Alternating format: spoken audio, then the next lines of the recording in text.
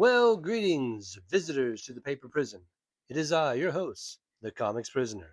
And I want to thank you for taking the time out to spend with me on these visiting hours. So let's get to it, shall we? Those of you who have followed this channel for a while know that my choices for these art critiques are very idiosyncratic, and this one's no exception.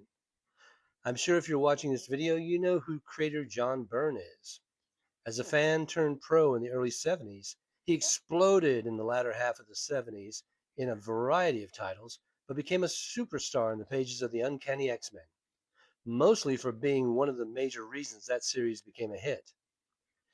Decades after he left the title that would make him famous, Byrne unofficially returned to the X-Men, continuing where he left off, in a series of what could only be called fan fiction, but fan fiction created by an old master.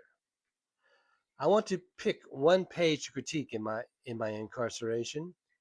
It has to be a page that has something no other page has, something that means something to me. And that brings us to this page. At first glance, you may think that this page doesn't merit being showcased here, but look again. Look at the different textures. Look at the panel placements to lend a kinetic quality to the storytelling. Everything's in motion, but the thing that really grabbed me was panel 4, which is the interior of the cockpit. Now, a less experienced storyteller would make that shot totally level, with maybe some speed lines to try to convey the fact that they are in a power dive.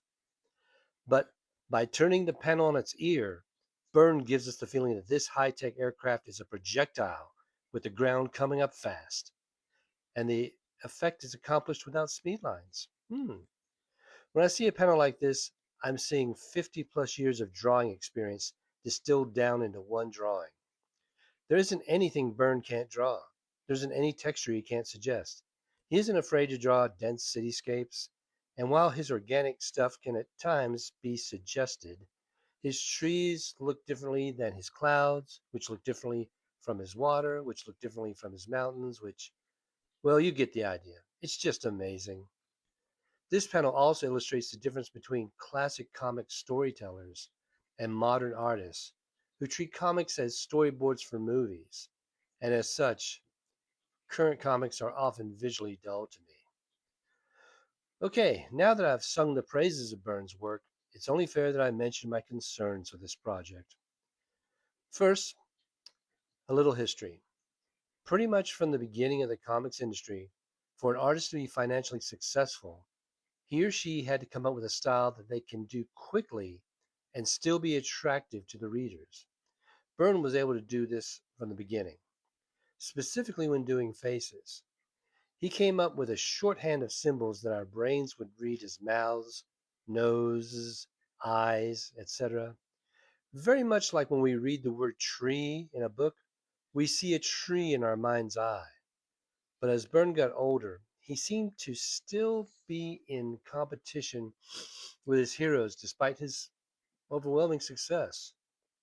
He has tried to come up with a style that is, for lack of a better term, more realistic. The only problem is that if you shoot for that lofty goal and if you miss, then you hit the uncanny valley territory. And sometimes I think that happens in this project. B, while these pages look like finished pencils, they really can't be inked as such. I've seen a lot of fan attempts to ink these pages. Some try to replicate what they see on the page, but the most successful results are when the inkers who can draw interpret the pencils. Inkers like Terry Austin knew to do this. Joe Rubenstein knew to do this. Tony DeZuniga, Carl Kiesel, Dan Adkins. The list goes on. I'm afraid the thought of Byrne inking these pages himself is not a very attractive prospect for me. Well, that's my take on the project. I gotta say, this was an impressive and ambitious project that only someone like John Byrne could pull off. I really love it, and I look forward to when it is officially released. Well, I'm looking at the clock and it looks like visiting hours are winding down. I want to thank you again for listening to me. I look forward to seeing you next time. And as they say in YouTube land, I hope you will like, share, and subscribe. Hope everyone's doing well. Love to hear what you think about Byrne's Elsewhen project in the comments. And until next time, take care and bye bye.